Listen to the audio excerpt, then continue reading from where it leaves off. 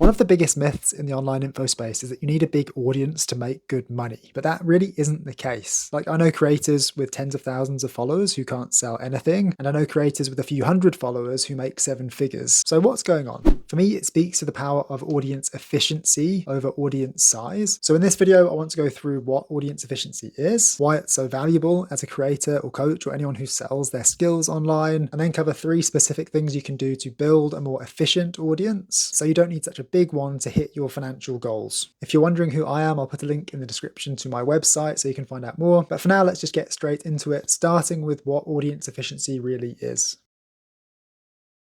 So the first thing to point out is that audience efficiency is central to everything that I've learned about turning your skills into a simple solo business that you can run from anywhere in a few hours a day and still make really good money from. And it's basically a measure of how much money you make per average audience member. So the more efficient your audience, the more money each member's worth, and vice versa. Like I was saying in the intro, this is really the secret to making really good money online without needing a giant following or a big email list or whatever. And I thought I'd start with an example to try and highlight why that's the case.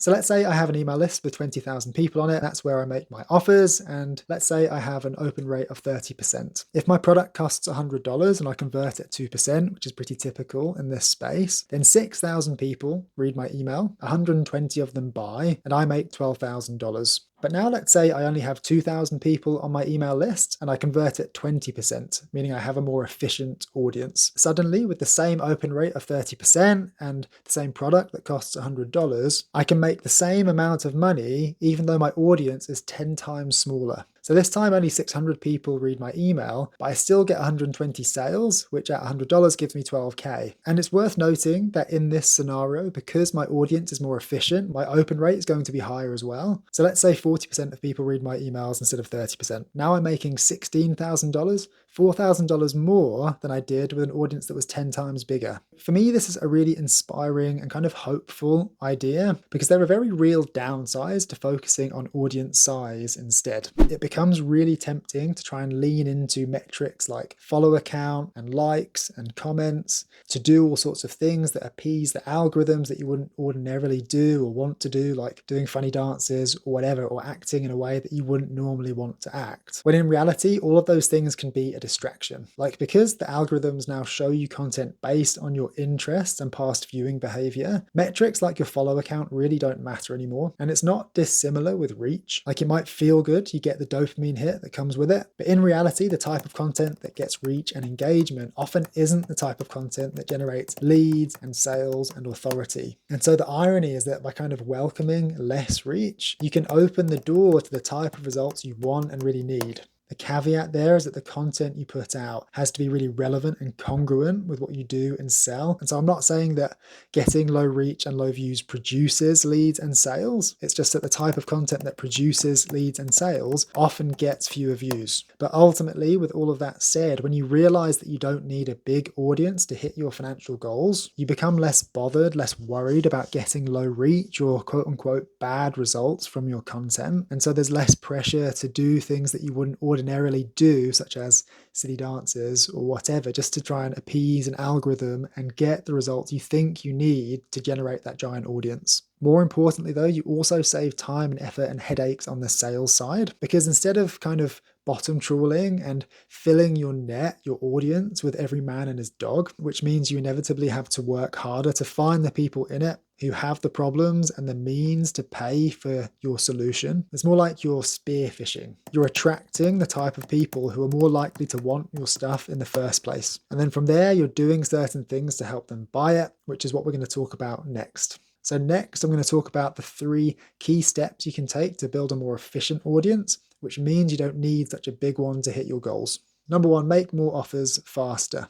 The simplest way to sell more stuff is to make more offers, but that's very different from the traditional approach in this space, where most people have been taught to focus on nurture. So they provide tons of value to their audience over time, trying to build up the trust and goodwill that facilitates sales. However, the problem is, while that approach works, it's also very slow. You might wait months or even years to get someone to buy your stuff. And from everything that I've seen over the last couple of years, that focus on nurture or just nurturing your audience in general isn't necessarily as helpful or as necessary as you might think. In the interest of audience efficiency, it makes more sense to make offers as frequently as possible and as soon as possible. So if someone joins your email list to get your lead magnet, for example, that's often an implicit request for more information or help. So by making them a relevant offer straight away, you can capitalize on that demand. And if nothing else, there's no harm in it. There's no harm in making that offer. Like if they don't want your offer, they just won't buy it.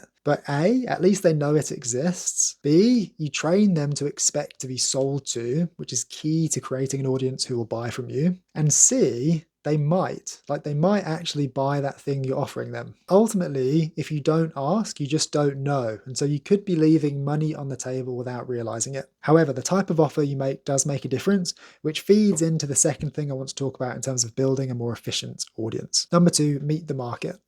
Most coaches only target a tiny percentage of their audience, the people in it who are already solution aware, meaning they know they're in pain, they know how to fix it, and now they're actively looking for help. But it's really important to understand that the vast majority of people aren't at that level yet. Like that's just the reality of market dynamics, at least as far as I understand it. Like most people in any market, they know they're struggling, but they don't know why. Then there's another group of people who understand why they're struggling, but they don't know how to fix it. And so if your only offer is kind of become a client to get X result, then you can leave an awful lot of demand and money both untapped and on the table. Because while people at those lower levels of awareness, those lower levels of sophistication might not be willing or able to become a client yet, they'll often buy cheaper, lower commitment offers instead. Similarly, even though our offers should solve a specific problem for a specific person, that definitely doesn't mean it's the only demand that exists in your audience. Because naturally, different people want different things, and crucially, we don't know what those things are. And so for both of these reasons, the different areas of demand that exist and the different levels of awareness that exist, a powerful way to build a more efficient audience is to make what I call exploratory offers alongside your client offer.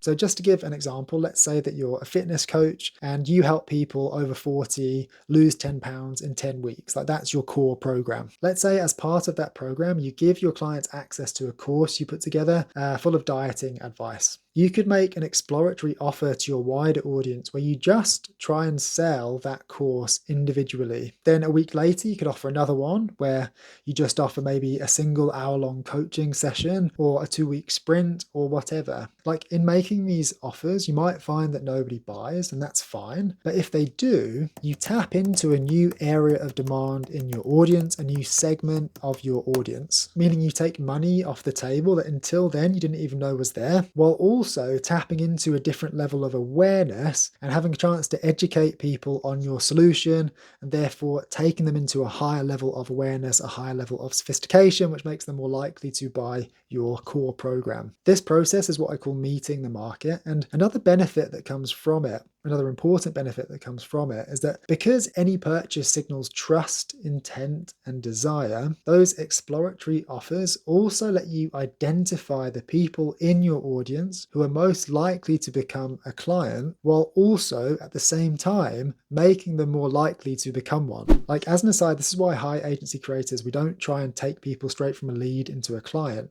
We try and turn them into a customer first, because if you do that, you're getting people in motion. Like they've got their wallet out once, which means they're more likely to do it again in the future. They're more likely to give you more money down the line and potentially become a client. And when you combine all of that with making fast and frequent offers like we talked about earlier, you can create an audience that's dramatically more efficient. And that leads me on to our final point, number 3, which is increase LTV. Like I've said, the ultimate goal here is to raise the average dollar value of every member of our audience. Like that is the definition of increasing audience efficiency. And that's where lifetime value comes in, because naturally, if you can get customers and clients to stay for longer and or pay you more money, then that average dollar amount goes up and you don't need as many new leads, customers, and clients to hit your financial goals. And that's exactly what happens when you use something called an offer ladder. Offer ladders are kind of my term for a mechanism you can use to create a really lean and efficient business in this space. And the basic idea is that you're selling different dynamic levels of support for the same core offer. But at those higher rungs, at those higher levels, clients pay more money for more support and faster results. And then at lower rungs, the opposite happens. Clients can get started and joined for a much lower fee, but they get less direct support from you too. The end result of this is that you maximize acquisition because you've kept the price of admission low, which lets more people join. But you also maximize revenue because those higher rungs cater to the corners of the market who are willing to pay exponentially more for faster results. So in terms of LTV, offer ladders help to reduce churn because people can drop to those lower levels, those lower rungs, instead of just leaving altogether. And then, like I was just saying, those higher rungs let you make more money from your current clients, which in turn also helps to reduce churn because now your revenue doesn't just hinge on getting new clients, you can upsell your current ones into those higher levels. So this way, instead of feeling the pressure to constantly attract new clients and in the process having to take time away from your current ones, which naturally lowers the quality of the service that you're providing for them, which increases the likelihood of them churning. You can just focus on serving the clients you already have, serving the people who already work with you, and then just offer them access to those more expensive rungs whenever it feels relevant to them, which should, in theory, be a much easier sell versus getting a new client, because these are the people who you already have a relationship with, who already trust you, who you've already got results for. So anyway, the main takeaway is that LTV is crucial to audience efficiency. And if you're looking for an effective way to increase it,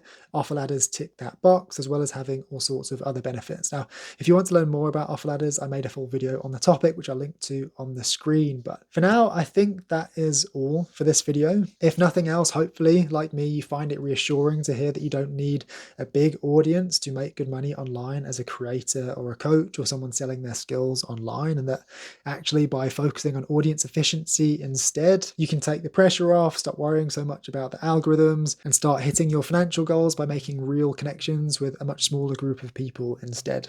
Now, if you'd also like a more efficient way to create and distribute your content, check out the link in the description. It takes you to something called the Magic Post Machine, which is a really simple system that lets you take one post and turn it into 20 plus for every platform in a matter of minutes without using AI. Finally, if you'd like some more ways to make more money with less work and less effort, check out this video next. But thanks so much for watching this one. If you did get any value from it, please like and subscribe. But anyway, thank you again for watching this. I really appreciate it, and I will see you in the next one.